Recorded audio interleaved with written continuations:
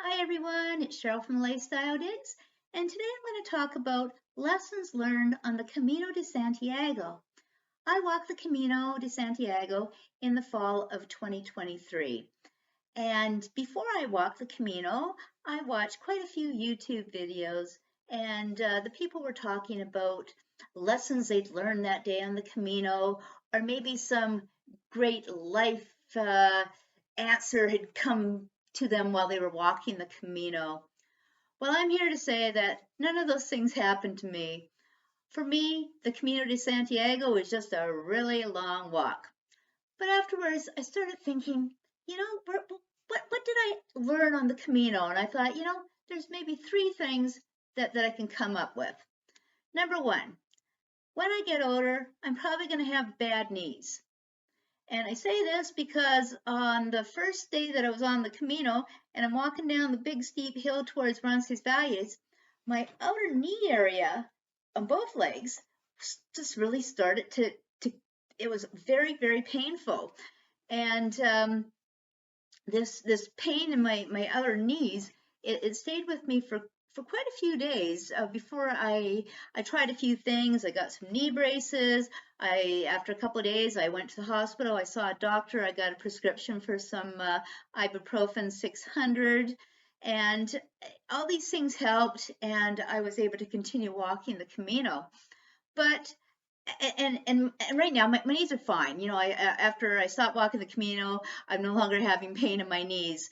And the pain really only happened when I was going downhill. But once the pain started, it didn't matter if I was going straight or uphill, the pain was there for the day.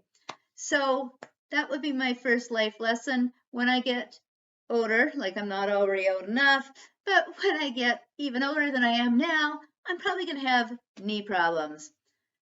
Okay, number two, I found out that the Spanish are not fans of Bob Barker.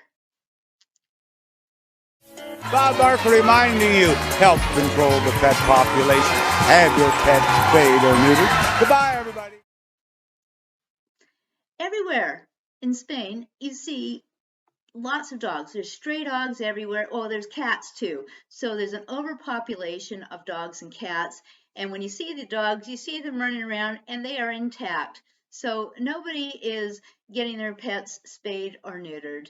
And Spain is a rich country. So the people can afford to go to a vet and have their pets fixed so that they don't keep producing more puppies and kittens.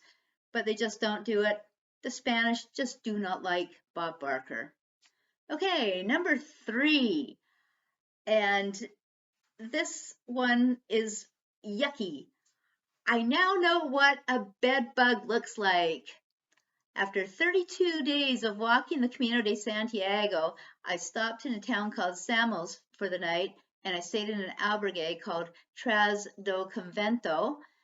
And I woke up about 1:30 in the morning. My wrist was sore, and the wrist was sore because of the way I was sleeping on it. But I did get out of bed and turn the light on.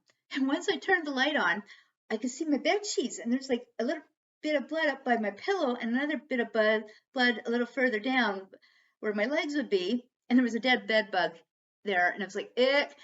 And then I see a live bed bug crawling up the wall. Well, that was pretty creepy. And I was in a room all by myself. So I smushed the bed bug that was on the wall, killed that one too, left blood spatter everywhere, like a murder scene. And there were two beds in the room. I moved over to the other bed, and I must have killed about a dozen bed bugs. And about 5:30 in the morning, I thought, this is crazy. I'm getting out of here. I prepared my backpack and I left the albergue. It was just too creepy. So there I am hiking in the pitch black and very little sleep. It was not a good night. But anyway, so those are the three things that I learned, the three lessons that I learned in the Camino de Santiago. I'm probably going to have bad knees when I get older. The Spanish do not like Bob Barker. And I now know what a bed bug looks like.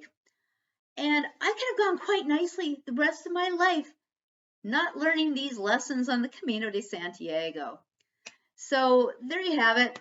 Maybe you'll have better luck than me, but not everybody has gets lessons that they learn on the Camino, or they get some divine revelation about how they should be, their next stage in their life.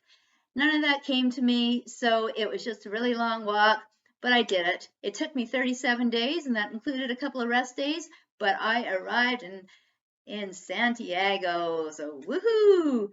Thanks for watching today. This is Cheryl from Lifestyle Digs. Bye, everyone.